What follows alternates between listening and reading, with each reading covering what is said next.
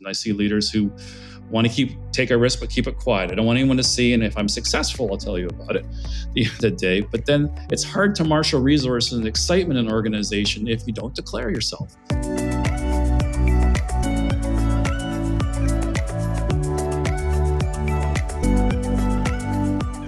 The fastest way to get stuck in your career? Keep your boldest ideas to yourself.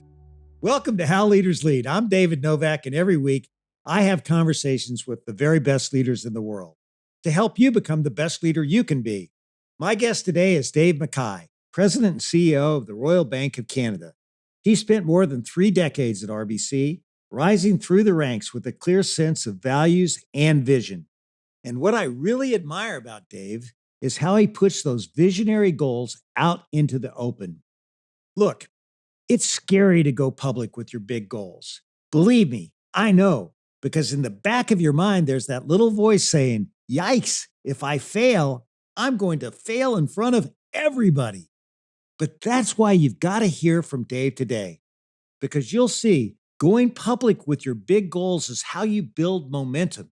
It's how you attract performers, and it's how you turn big ideas into real, measurable progress. One thing I know for sure, when you go public with something, you can't go back, because it means you're all in to make that happen. And if all that's not enough for you, you'll also hear how RBC leaned into Taylor Swift fandom to drive results. Trust me, Swifties and strategy fans alike are going to love this one. So here's my conversation with my good friend and soon to be yours, Dave McKay.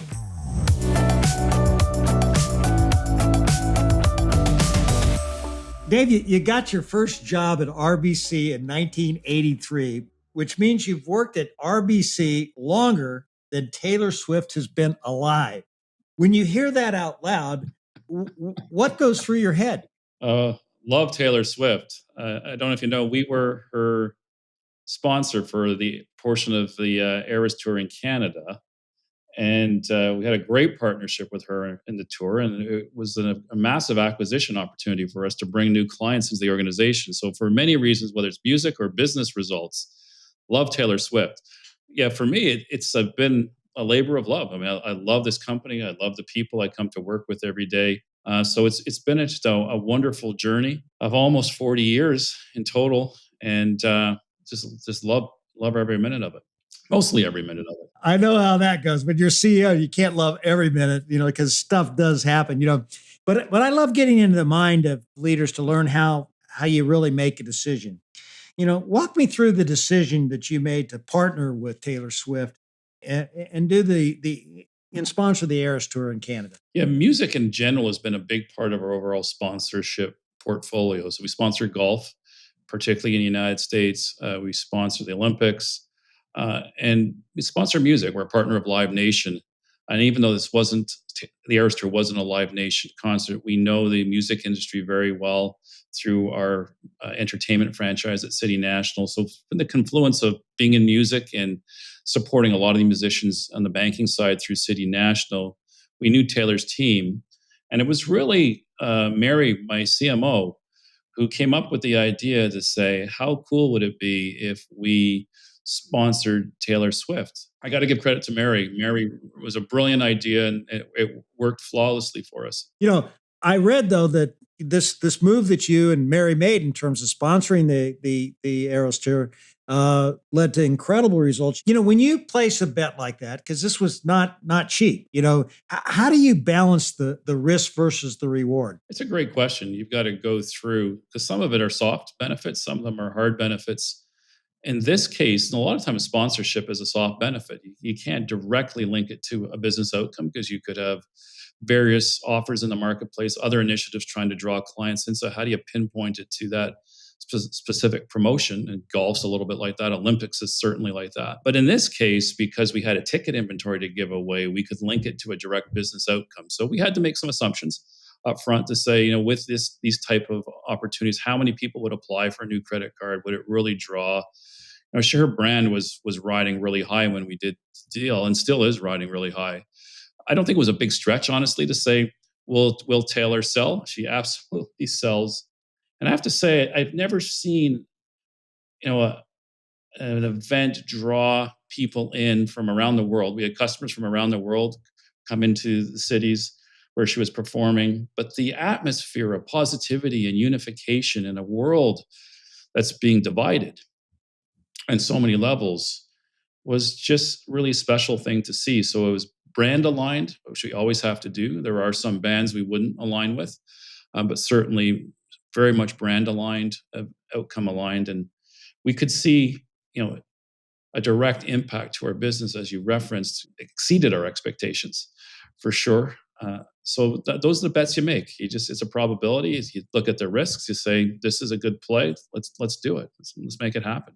Dave, you've been the CEO of RBC since 2014. Give us a snapshot of the company today and how it compares to when you first took the reins. Yeah, no, we've come through an enormous period of growth. So our business strategy, I'd say it's the consistency in the business strategy has been really important. Within Canada, we're number one in most businesses that we have, whether it's capital markets, wealth management, commercial banking, retail banking.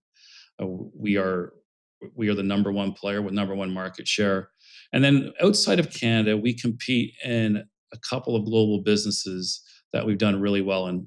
Capital markets, we're a top 10 global player and kind of number 9 in the United States, one of the largest non-US based banks. And we compete very well, Fortune 200 to Fortune 500. We've got a very strong investment banking and markets business in the United States and a global business. So I would say top 10 in the world in our global capital markets business with strong operations in North America, Europe, and Asia.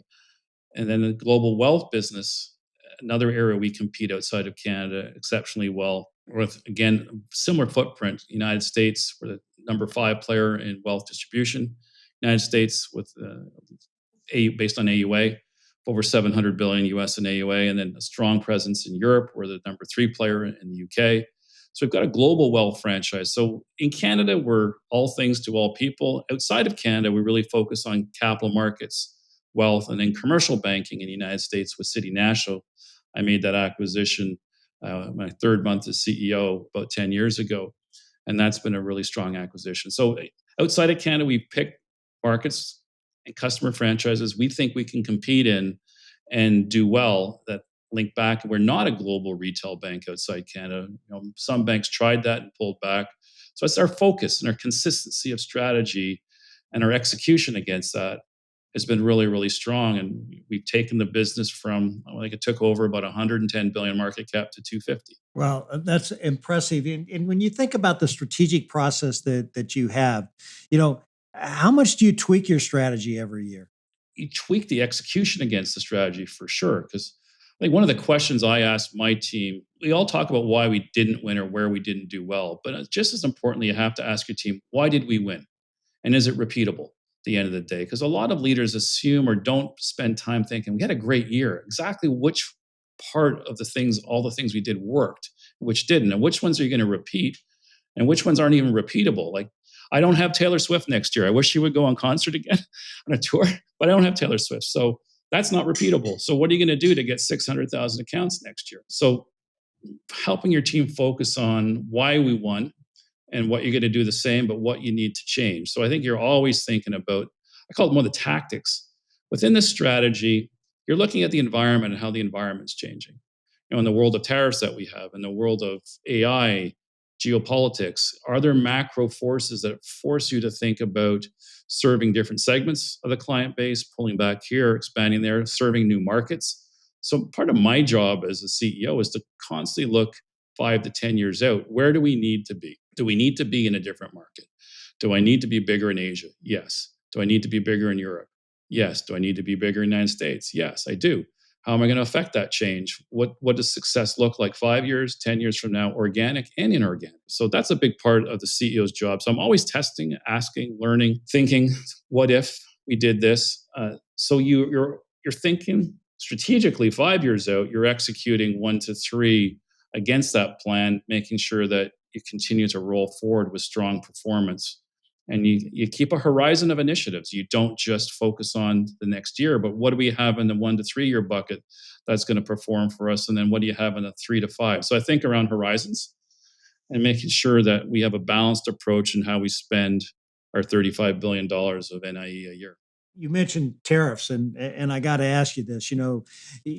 How is the Canadian United States relationship really impacting your business today? Since Trump has come on and acted the tariffs, and there's been a lot of vitriol going back and forth.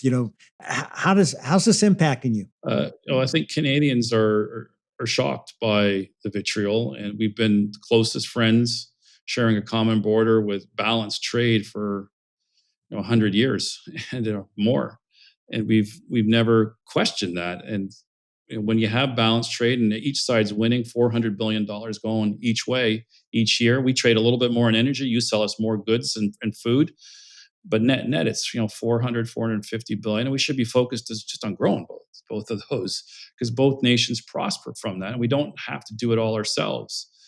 So we don't understand kind of the narrative and the objective then as to kind of what outcome are we looking for at the end of the day. So a lot of time is being spent. A part of it, the administration wasn't confirmed. The seats weren't there. Now the administration's in their seat, and therefore I think the dialogue is more focused and we can move stuff forward. But I don't think, I think we need to solve for this. I think we're, going down a dangerous path that I think we're stronger. America's stronger with friends like Canada. I think America success and enormous success and prosperity has come from multilateralism, building bridges to the world, being the free market leader.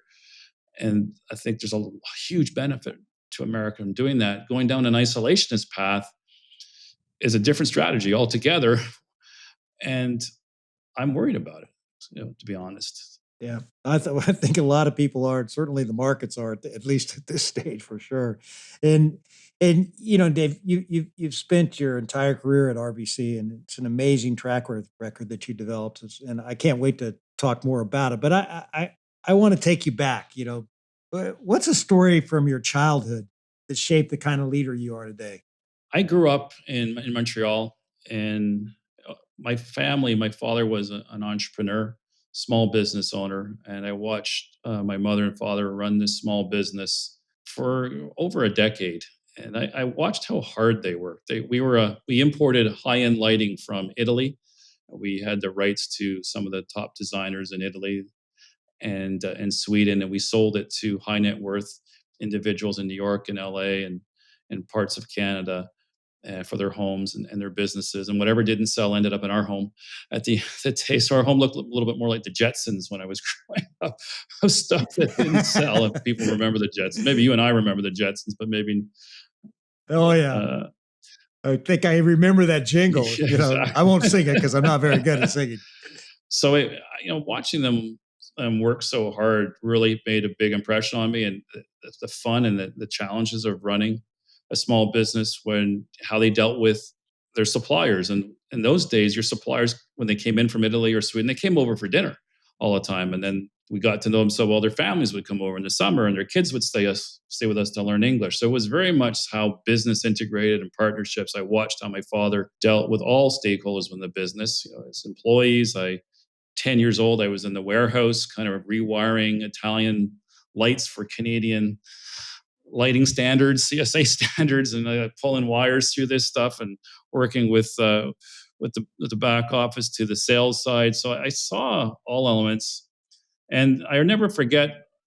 On one day, my father took me to the bank. We happened to bank with Royal Bank.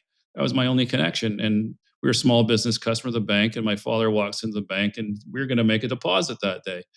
And we were standing in line to see a teller, and branch manager comes out and pulls my father out of the line. I don't think we were a big customer, but he liked my father. And we sat in the manager's office. So here I am, like 9 years old, sitting in the manager's office. And my father turns to me and says, "We're going to lend the bank some money today," which meant we're making a deposit. I had to think about that. Okay. Didn't think about it that way. So that was my introduction to RBC.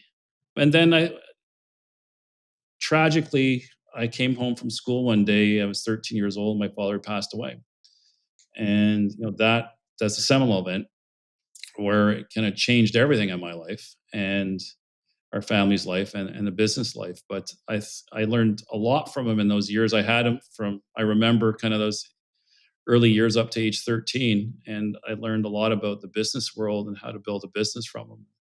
I was an incredibly curious individual. It sounds like your father and your mother were very relationship driven. How much do you think that's led to your success in the world of banking, which you've got to build relationships? It's such a great question. It's so true. You think about building long lasting relationships with customers, your relationship with your employees, your relationship with the board. Uh, we're in a world of relationships and trust. Like people do business with people they like and they trust, right? That's the kind of the rules that you and I have lived by and everyone lives by. And therefore, how you build that authentically and sustain that over time is critical. And they made a very strong impression on me, whether it was a branch manager or the families in Italy that would come over and trust us with their kids, or the employees that worked in the warehouse or in the sales floor. You learn, you see and watch the relationships they build, and you see the ones that don't work as well. You learn as much from ones that fracture a little bit. Not everything's perfect. There's so much to learn there as well, and that made a huge impression on me. And it's kind of the foundation of, I think, how I've operated throughout my entire career is managing and leading and getting to know people across the organization, but really building long-term relationships with customers is a part of the job I love the most at the end of the day. Yeah, I can see that because you've got that personality where I'm sure you adapt to everybody, and that's a great leadership skill to have. And so your dad passes away at 13, and as I understand it, your mother takes over the business and runs the business for 5 years or more. What leadership lesson did you learn from your mother watching her in action? Yeah, she's my hero at the end of the day. So here, picture this: 13, 10, and 6 family, very traditional family, kind of middle income house in the suburbs. And she's a housewife, and now she's got to run the company. And she's got to make the buying trips to Italy, and she's got to kind of build a different relationship with the families in Italy and in Sweden and others.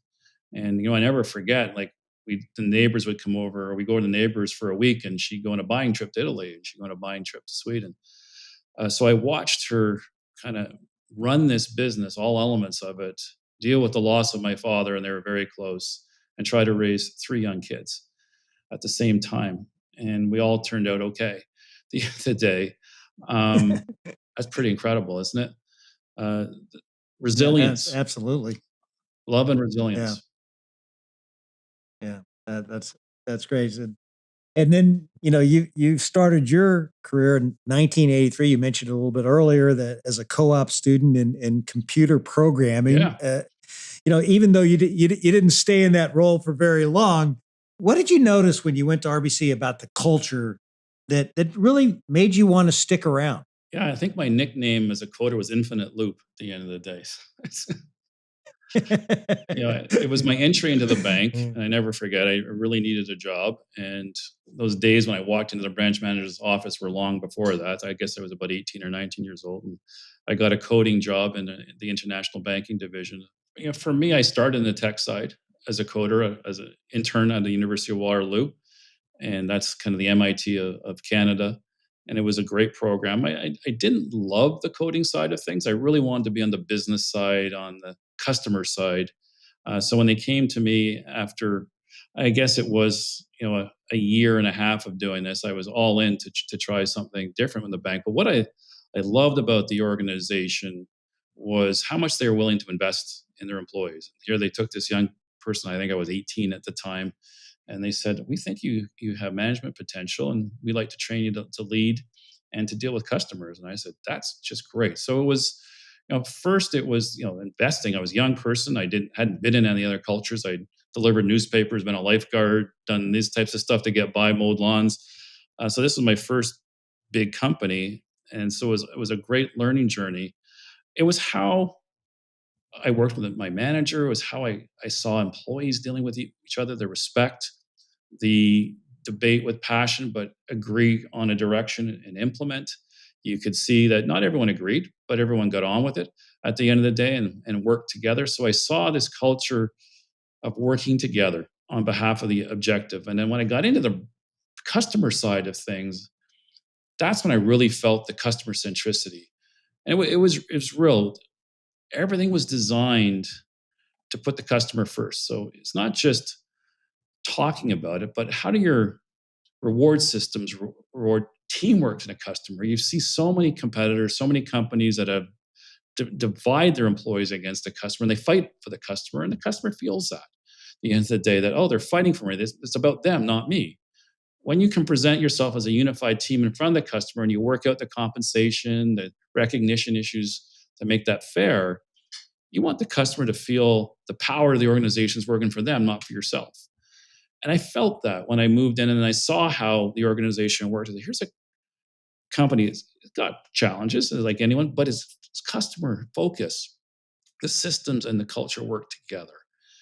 And I felt that. Yeah, such an important point, because a lot of times people say they're customer focused, but their systems work totally against it. And as I was doing my research, and as you were coming up, I heard you talk about this idea of having three jobs at once. Could you explain that? Yeah, it's something I tell young people in the organization because you're always, as when you were CEO, you're always asked, "How did you get here?" Give me something I can use every day to improve my upward momentum in the organization.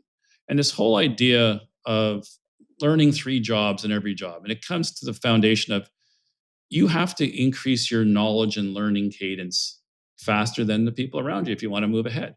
And therefore, that's in your control to do that. And the faster you learn, and the more you learn, the more knowledge into value. So I saw data to knowledge to value. So I was always curious. I always had this massive appetite to learn. So learning three jobs is, learn your own, learn your boss's job, because you sit in these meetings, these team meetings once a week, and you watch your boss. What challenges are they doing? How do they manage your peers? How do your peers interact with your boss? And you want to do that because one day you might be in that job. And therefore, train your mind now as to how it's being done today and how you might do it. And then the third job is learn one of your peers' jobs because you may be lateraled into one of those jobs. So try to learn, and you want to be a good partner to your peers. So the more you know about their role and what they're trying to achieve, the better partner you can be. So, and if you're staying a year in a job or 2 years, if you can learn three jobs every 2 years, over 6 years, you've thought about 9 jobs. And therefore, you accelerate how you think about leading in an organization, the challenges in an organization. Invariably, I got promoted into my boss's job. And the narrative that I was able to develop was, it looks like Dave's done this job already for 2 years. Like he stepped into, he's 2 months in the job and it looks like he's been there 2 years. Yes, because I've been thinking about it for 2 years. So I'm ready. So you accelerate your ability to add value, you accelerate your learning curve, and you progress through a large organization or a small organization much more quickly, and you become a more valuable asset. So I tell all young people, every opportunity, it's not just one job. That means in 10 years, you might only have 5 jobs. You want to have 15 jobs in 10 years in your head. That is such a great insight. I mean, that is a tremendous insight. And it worked for you, obviously, because you climbed the ranks faster than just about anyone at RBC had ever done before. And when you're coming up like that, you're blowing by a lot of people. Okay. How did you deal with that pressure? Because that does put pressure on you. All of a sudden, you've got, older people working for you. You've got, a lot of things are changing in dynamics there. How did you deal with the pressure? Yeah, it's a great question. I think part of it is because you've trained yourself to understand the role, you bring a certain amount of credibility in how you talk about the job versus I'm here, I don't know anything, please teach me. And that's where the animosity can, well, they put this Dave in the job, he doesn't know anything. Why do I have to train him? And you get a lot of that in big companies, honestly. If you get to the job and you know the questions to ask and you've dealt with a number of these individuals before, you can be more relevant and more focused and create value and build credibility more quickly. So part of it, everything, you want to build credibility more quickly. I also had a strong motto for leaders. It's more important to be respected than liked. I have got so many leaders that overemphasize liked. I want to be liked. And it stops you from making the tough decisions. And in many cases, I had to move some people out because I set a very high bar and I have very ambitious goals. And that's kind of one of the signature, I don't know if we'll talk about that, signature themes I bring to every job is ambitious goals. And many people weren't willing to sign up for that. So you make the change and you surround yourself with those teams. So partly credibility, partly goal setting an ambition. Some people check out from that. And then you rebuild your team around what you want to do and you do it fast. So try to stay away from the emotion of, being liked at the end of the day all the time, but being respected was really important. Hi everyone, it's Kula from How Leaders Lead. And if you're seeing my face right now, it means you're watching this interview on YouTube. I want to say thanks. Thanks for watching it on YouTube. And if you love the show, subscribe to the channel so you never miss an episode. And if you like one of the episodes, let us know in the comments. You guys, these conversations are incredible, as you know. And if you love them, hit subscribe on our channel, leave a comment if you love one of the episodes. It'll help us in our mission to make the world a better place by developing better leaders. And we truly believe that better workplaces, better communities, and a better world starts with better leaders. And when you help this podcast grow, it helps us do more of that. So subscribe to the channel. Let us know if you love one of the shows. And thank you so much for listening. Say more about the power of setting ambitious goals. It's everything. It's everything. And maybe I'll start at the top. So when I evaluate leaders in the top 50 or 100 leaders in our organization, we have 100,000 people. David, I use a two-dimensional grid. On one axis, I have personal ambition. And on the other axis, I have organizational ambition. And what I'm looking for is both. But particularly, I need to see organizational ambition. We have many leaders who show personal ambition for title, for status, for power, for money, but some of them don't show organizational ambition. And those are the ones who tend to be a problem in the organization. Their status, their blockers, their silent blockers is about them. They want to get ahead. They're protective. They're not confident at times. They present a challenge. Ideally, you need both. To take on organizational ambition, you need some personal ambition to take risk. So we're always trying to measure, have you set an ambitious goal for the organization at the end of the day? What does that look like? Whether you're running a product, a service, a back office, whatever you happen to do, what is your ambitious goal? And will people follow you in that goal? It's okay to have organizational ambition, but lower personal ambition. It means I don't necessarily want to be CEO. Maybe I don't want to be on the group executive, but I want to be part of a team that's high performing, that stretches itself. That's fine too. So we try to slot people in and say, well, how are they behaving now? Can we coach them if they're off track? But when we think about setting organizational ambition, it's critical to getting ahead in our organization.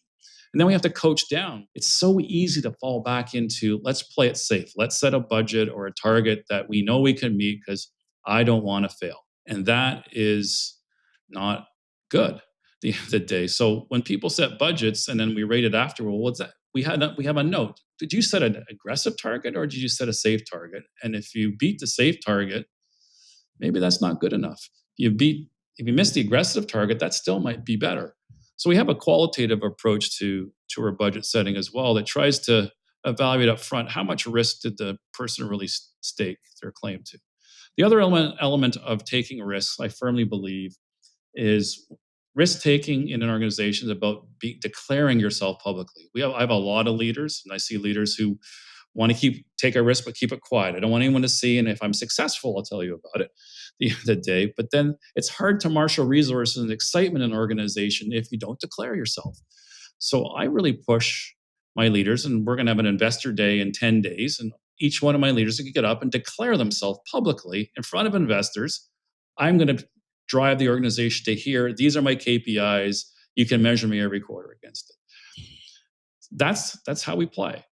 And I think declaring yourself is another element of ambition and of taking risks. So we push our leaders to say, I'm going to do this. And that's what I've done my whole career. Whatever role I took on, I started by saying, okay, took the credit card business. We're third largest credit card business in the country. I said, we are going to double this business in 3 to 4 years.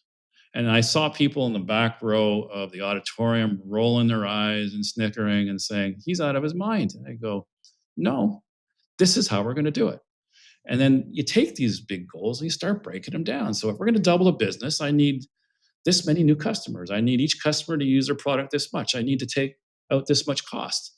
And you chunk it down. If I need this many customers, how many new products do I need? And you just break it down into digestible pieces and say, okay, you're going to run with this piece. You're going to run that. So it sounds scary, but then you break it down into more manageable pieces. And I've always found, and we see this, leaders who set ambitious goals attract A talent. And leaders who set unambitious goals attract C talent, B at best. Yeah, but the fact is that people do not want to go to work and be a part of something mediocre. And one of the things that I've always believed, and you espouse this very clearly, is that once you go public, you can't go back because you lose your integrity. I mean, all those people rolling their eyes, right, in the back of the crowd, and if you don't do what you said, I mean, how much credibility are you going to have the next time you get up there, right? And David, it's a lot more fun. It's a lot more fun. I couldn't agree with you more. And you have, the personal ambition and the organizational ambition in spades. And you've used this phrase, why not me?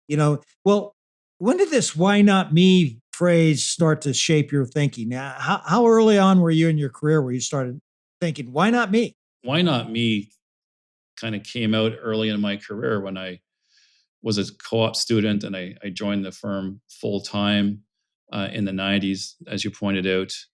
I didn't even know what the CEO did, to tell you the truth. I was an account manager in a commercial bank and training to do that in the branches. And I knew there was a CEO and I had interacted with them once in the first kind of 25 years. So I didn't know what they did, but I knew it must be an interesting job and an incredible job to lead an organization like RBC. So even though I was 21 years old at the time, I said, I think I'd like to be CEO at the end of the day. And I had this voice inside my head to say, why not me? Like, why can't it be me? I'm 21. I got a good degree. I think I can create value and I'm off to a good start. So I never dwelled on it, honestly, but I always had this quiet voice in my head that kept, until someone tells me it's not me at the end of the day, then I'm going to keep thinking, why not me? And I'm going to keep building my career towards that. I had one person try to tell me it probably isn't going to be you early in my career. And, I thought about it for a while. And I said, I don't think they're right. Still, why not me?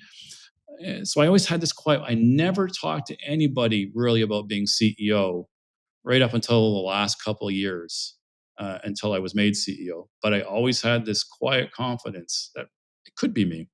And Dave, you obviously, and you did push forward and you achieved it. And you have quiet confidence and you exude confidence. Okay. But I have to ask you, did you ever have one of those moments when the doubt really creeped in, about the why not me or whatever it might be? And then, how did you handle it? I did in a number of cases. I worked on a few projects where I knew I was going to have to take risk. And, if things didn't work out, I said, it might not be me then if it doesn't work out.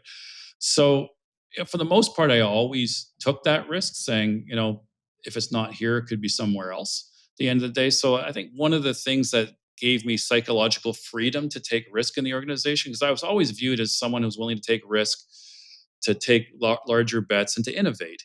And I did that because I had psychological freedom. I was never afraid to lose my job. So I got a good degree. I think I'll be okay. I'll find a job somewhere. So I was never worried about failing. And I try to liberate others around me. But there's sometimes we took on projects where it got bumpy. We thought this was the path. This is the path. And therefore, this is a little bumpier than we planned. At the end of the day, I always put what's best for the organization and what do we do about this? And if it looks bad on me at the end of the day, I'll wear that. I think it's so important to celebrate success with your team. They get all the success and you got to wear the failures. That way they'll continue to take risk with you. At the end of the day, if it's the other way around, they'll never take risk with you. So I was always mindful of just need this team to be always aligned. And therefore I said, guys, if this thing fails, I'll wear it. And even with our largest acquisition of HSBC, I continued to say, look, if this deal doesn't go through for some reason, I'm going to wear that. So I think that part of that philosophy gave me psychological freedom. I honestly never dwelled on, oh man, I might not be CEO if I get this wrong. That would have really caused me to be fearful. And I think it's a terrible hockey analogy, but when teams have a lead and they're continually dumping the puck out of their end and they're playing defense, invariably the other team comes down and scores. Today, it's a bad formula. And I never got into the mindset I got to keep dumping the puck out of my own end to play it safe. I just said, look, I'm going to play it the way I've always played it. I'm going to stay on offense. I love doing that, and you know, why not me? So, when you're coming up, you obviously have to make some big presentations, some big pitches to really get things done. Could you tell us the story of the first time you had to present to your predecessor, who was Gordon Nixon, as I understand, and what lesson did that teach you? I do remember one. I've talked about this internally, but not externally. I do remember one of my first presentations to Gord and the senior management team. I was a senior vice president. I was in charge of our deposit franchise, our consumer deposit franchise, and I just taken it over. And I noticed that we were losing a lot of market share to INGs of the world on the high interest savings account. And we didn't have a high interest savings account. And I said, why don't we have a high interest savings account? Because it's expensive. I said, that's not a very customer centric answer. I said, the customer wants it.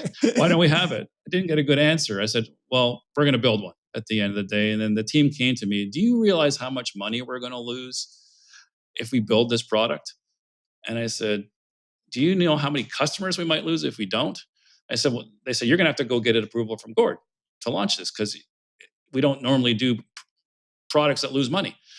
And I said, well, this is an investment in the long term of the client franchise. So I had to present to him why I wanted to launch this product and how much money it was going to lose. And I never forget, I was sitting around a table of kind of 8 senior executives, and Gord's at the head of the table. And I presented the customer philosophy and building a long-term franchise. And this was an important product suite to maintain the customer relationship and not let others get a wedge in. And then they got to the financials, and I said, the bad outcome is X and the good outcome is Y, and Y was still had a negative in front of it, red. I'd say. And I never forget, one of the senior guys was looking down at the table, and I looked up and he said, are you really here to tell us that you're going to lose money on this product? And I go, yeah, I am. And dead silence around the table. And Gord, it was a great leader. He leaned back and he said, but Dave's right. Like, what choice do we have? This is about building long-term customer value. Like, we kind of got to do this, don't we? And I go, exactly. But I went in there having no idea how he and the team would react, but I had conviction that this was good for the long-term health of the franchise. So I haven't told that publicly before, but I tell that story internally about having conviction about long-term value.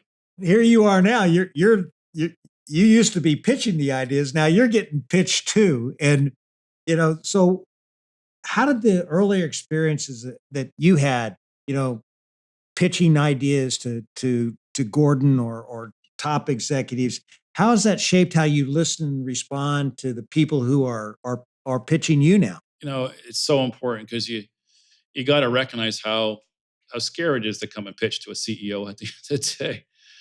They prepare a lot. This is, they don't get a lot of moments. They want to be successful. So you have to empathize with that this is a big moment. A lot of work's gone into that, but you got to also make the right decision for the organization. And therefore you have to get the answers. And I don't know how you found it, but I certainly found that information flows unevenly to the CEO office. At the end of the day, this is not the Harvard Business School where everything's written down in 15 pages. You got to read it the night before and come prepared to discuss. Like, you got to find information across the organization. Some of it's subconsciously changed, and some of it just doesn't come in full format. So a big part of a CEO's job is just getting the right information to try to make the decision and understanding where it's done. So you have to work hard as a CEO to triangulate, I call it, to make sure you understand the dimensions to the larger problem, not every problem.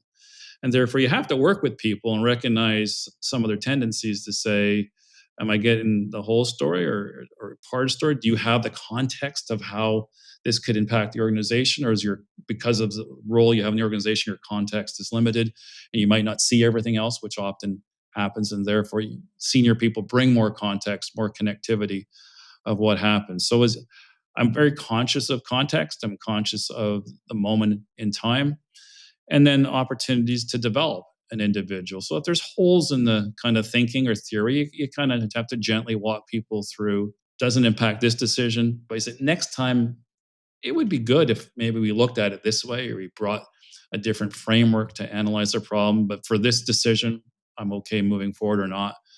It's always a coaching moment. I try to be conscious of every interaction, like the 3-for-1.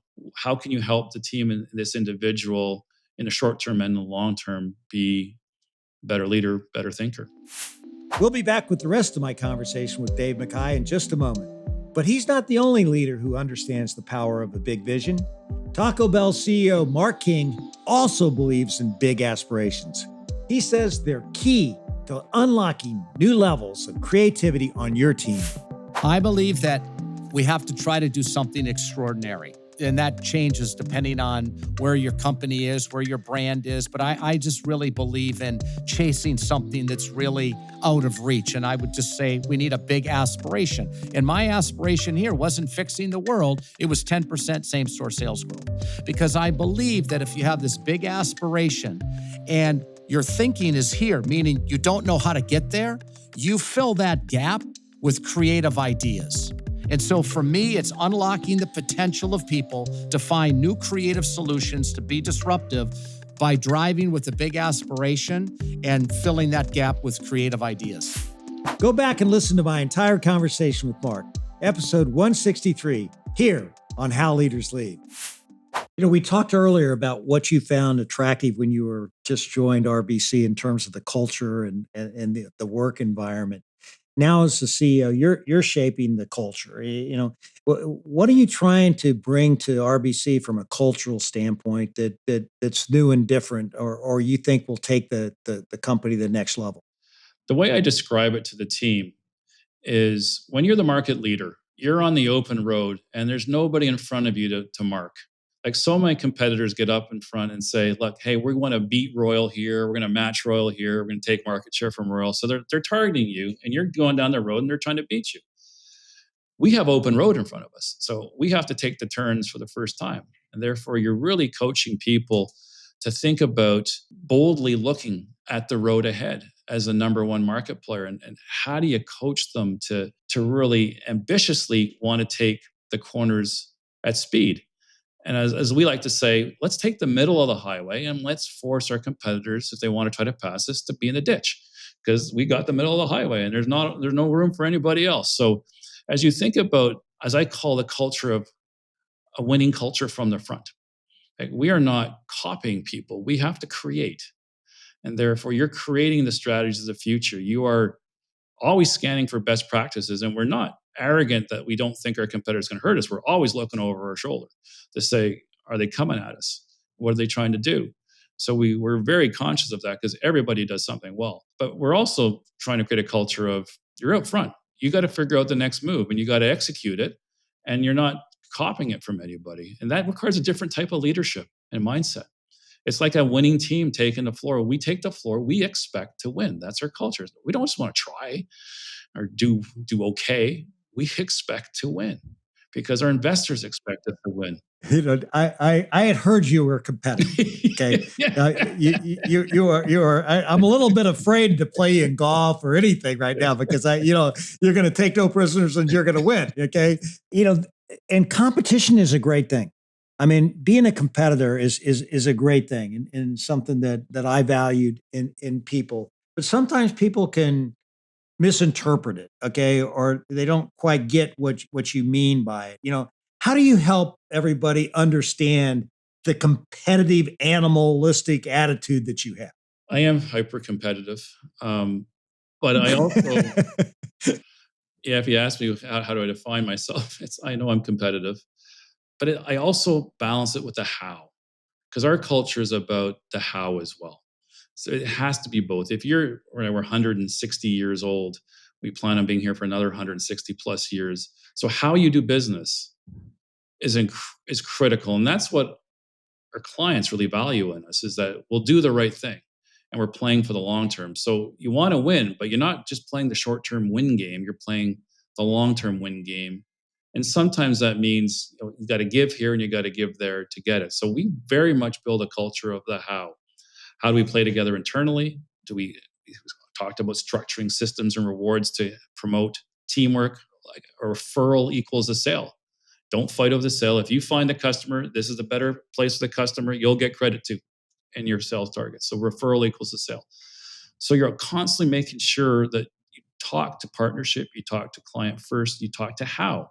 And therefore, if you put too much pressure on people and they start deviating from your culture and start doing bad things for the client, bad things overall, then you've got to be all over that. So you can never set a target or set an ambition. We will do anything to meet this. That's not kind of the message. It is, we'll be creative, we will lead, we'll take organizational risk, but we have to live within our values and our culture. Otherwise, we have nothing. So it's the balance of the two that's so important, because you will get wayward players in various businesses that will do something either because of the pressure, or they'll do something that's self-centric because they're on a commission structure, and you have to just jump on that so fast. And there's like zero tolerance. So it's, as you know, winning, but how you win has equal importance in our organization. And we celebrate success as a big part of our culture as well. Sticking on this subject of competition, winning is fun. Winning, there's nothing like it. But losing stings. I mean, it hurts, and did you ever have a moment or in your career where you really got stung? It didn't turn out the way how you wanted it to. And then how did it influence what you did going forward? Always things you do that don't work. I mean, I've had a number of product launches that haven't worked out. And you just have to go back and say, did you miss something on the way in? Or did you not execute well? So was it the idea or the execution, or what, or just kind of something happened? I'll never forget one. These are all public things, but I launched the Mike Weir credit card right after he won the Masters at Augusta National. First lefty to win the Masters in 2003. And we launched the Mike Weir credit card. And it was innovative that you use the card, you got your normal points on spend and purchase volume. But we also gamified it for the first time, I think, in the business, where each time he won, you got bonus points as a card holder. So if you won a regular PGA tournament, it was X. If you won a major tournament like the Masters, if you defend the Masters, you got 3X. And so we gamified the loyalty to Mike as a Canadian left-handed golfer in the world of golf. And it was a good idea, and we were all excited about it, and it didn't do very well. And we had to pull it. So you go back and you say, what did we miss at the end of the day? He was riding high in popularity.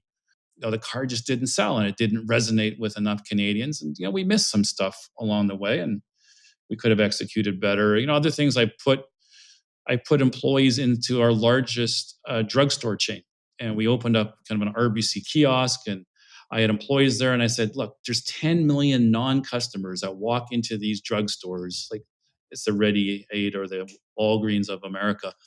How good is that? Like, where are you going to find these customers? They don't come to our branches. So I'm going to put 2 employees in this kiosk in CVS, and you're going to open up credit cards and checking accounts. Well, that didn't work either, because they ended up telling people where the toothpaste was and the toilet paper. Nobody asked them about credit cards.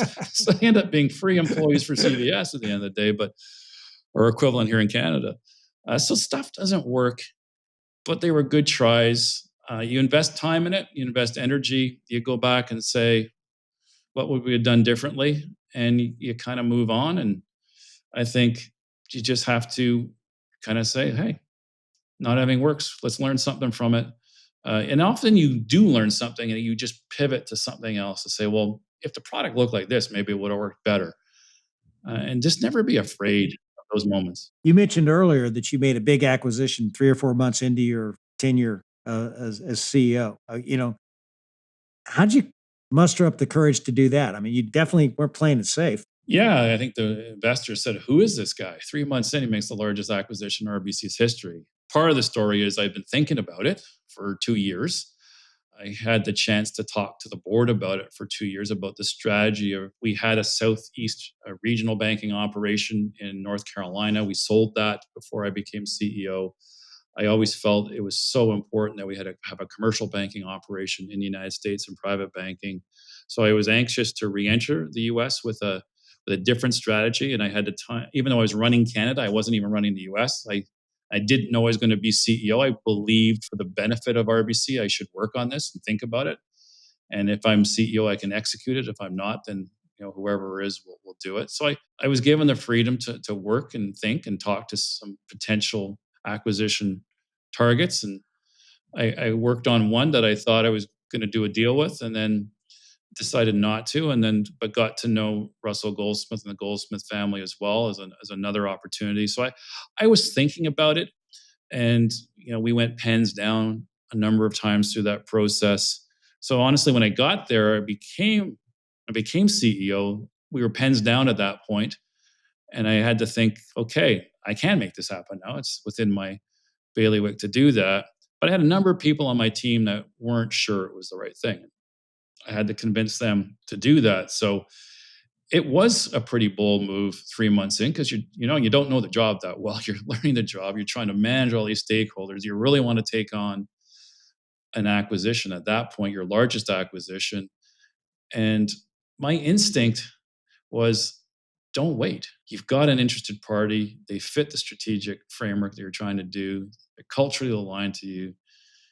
You've got a couple of banks that are in trouble in the US that would want to buy this that probably aren't able to right now. You got to get it done, even though it's a heavy lift in your early tenure. So it put a fair amount of stress on me as I was learning the job of being a CEO. As you know, that first year is tough to do this 3 months in at the end of the day, but I'm really happy I did in hindsight. And Dave, this has been so much fun. I want to have a little bit more fun with you here and do my lightning round of questions. Are you ready for this? Okay. All right. The 3 words that best describe you. I think we covered one of them, right? Competitive. Besides competitive, I'll let you give me 2 more. I'm incredibly curious, driven, competitive. There we go. If you could be one person for a day beside yourself, who would it be? Lead guitarist for Pearl Jam. Who would play you in a movie? People think I look like Steve Martin. So I guess it would have to be Steve Martin. So people come up to me in restaurants, "Are you Steve Martin?" "No, I'm not Steve Martin." Must be the hair. So Steve Martin would have to play me, I guess. Do you speak French? And if so, please answer in French. Oui, certainement, je suis bilingue. Mes grands-parents sont nés à Paris. Is it pronounced about or about? About, yeah. Depending how many beers you have. What's a Canadian saying or phrase that you use that Americans never understand? We use a lot. What's the one thing you do just for you? Playing guitar really loud in the man cave. Your most prized possession? 57 Les Paul. Or, my uncle was a policeman in Montreal, and at the end of his career, he was assigned to the Montreal Forum, was where the Montreal Canadiens play, a great hockey team. And in 1972, after they won the Stanley Cup, he passed a hockey stick through a locker room for all these great, famous Hall of Fame hockey players. And they all signed it, and he gave it to me for my birthday. So that's pretty cool. Oh, great gift. If I turned on the radio in your car, what would I hear? Sirius XM Pearl Jam. Let's say 22. What's something about you few people would know? They wouldn't know I've been to see Pearl Jam 35 times. What's one of your daily rituals, something that you never miss? Thanks to my wife, I have this green drink that's pretty awful every morning called AG1 that say she watches too much Huberman Labs. So yeah, pretty much a ritual with vitamin D keeps the doctor happy as well. So AG1 every morning. You look very healthy, Dave. She's doing a good job, and that's the end of the lightning round. And good job on the lightning round. Now I got a few more questions. I'm gonna let you go because I know you got things moving ahead here. So such a celebrated career. And going forward, Dave, what do you see as your unfinished business? As you know, in big companies, there's always internal unfinished business. But for me, it's also continuing to work with youth in the country. I'm a big proponent of helping youth find their way in this complex world, getting them their first job, getting them the training and the skills that they need. Our universities and education institutions are in a bit of a crisis on both sides of the border, but certainly in Canada. And my unfinished business is, it's good for the organization because that's the source of talent for the bank. But there's a lot of work to do with our educational institutions and getting us back to kind of the place that's going to allow us to compete and be prosperous as the North America, including United States. It's a challenge. So for both sides, I think there's a lot of work to do, and I'm really excited about it. And the technology that's coming here, we haven't talked about generative AI at all. It's like super exciting. It's going to change business models. We're going to rewire a lot of things with this. We are well on our way to deploying these technologies today. And it makes the journey a lot of fun. Last question. What's one piece of advice you'd give to anyone who wants to be a better leader? When I look at leaders and where they are, and even when I talk to CEOs, you don't have to fill the air with everything you got to say. When you're talking, you're not learning at the end of the day. So when I look at a CEO, there's a lot of tells, as you know. One of the first tells is, did they ask you a question? Did they listen? Or are they just in broadcast mode? So leadership is about learning and listening and reflecting and choosing your spots. It's not about sucking all the air out of the room, because you don't have all the answers and you need to get the answers. So leadership's about getting the answers and making the right decisions, not having the answers at the end of the day. It's about building a vision and getting people aligned to it and rewarding them and taking a hit if it doesn't work. So from that perspective, I really think, and take risks. Take risks and have fun with it. It's a journey you're on. You only get one chance to do this journey. Playing it safe is so dull at the end of the day, and it's not going to work. The last thing I say, dream. I think really only the dreamers are going to win at the end of the day. I consider myself a dreamer because there's so many things you can do in this world now with tech. There's so much information out there. There's so many levers to pull.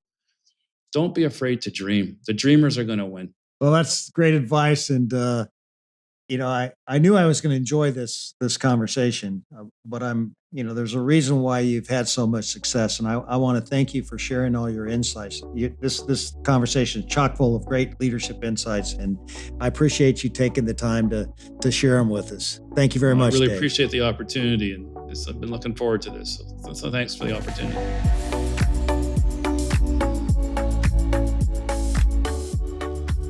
I love how clearly and confidently Dave talks about big goals. He doesn't just think about the future, he brings people into it. I see a lot of leaders who set big, visionary goals and then they keep quiet about them.